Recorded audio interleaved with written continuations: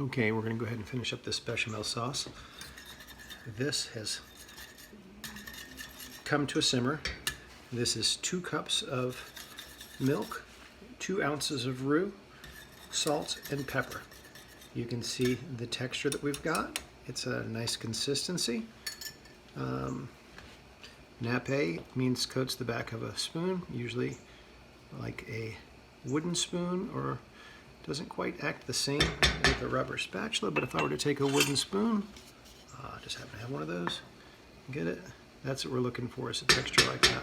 So this is where we want it to be, but what I'm going to do is continue to let it simmer just a little bit, and what we do is we alternate between using a whisk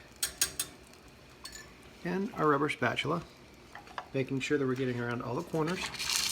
You hear that? And you'll see that when I do that, what I'm going to get is a little bit of the thickening that's happening on the bottom of this.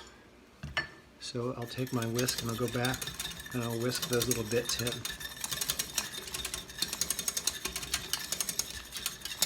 So this essentially is finished. If I were to add cheese to this, it would turn it into a Mornay sauce that I could add to my macaroni to make a mac and cheese. If I wanted to add some garlic to that, I could turn it into an Alfredo with a little bit of Parmesan and parsley as well. But right now I'm going to go ahead and turn this into a cream sauce. So to the 2 cups, I'm going to add in 1/2 cup, 4 ounces of heavy cream. Then, so this is basically a fortified bechamel, or a very reduced cost cream sauce.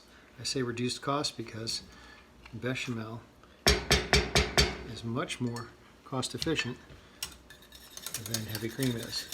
But you can see that it's got a beautiful texture to it. So I'm just going to let that simmer a little bit and let it come down just a little bit in reduction.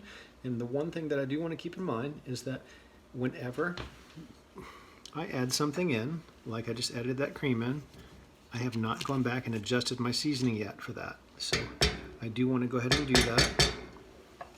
So I'm just going to add a little bit of salt and pepper to account for what I just did, the amount that I just added in. And that's it. So very, very simple. Melt your fat, add your flour to make a roux, whisk in your liquid in thirds, bring it to a simmer, stir frequently, alternating with your spatula and your whisk, add your seasoning, and then taste to evaluate for taste, texture, and consistency.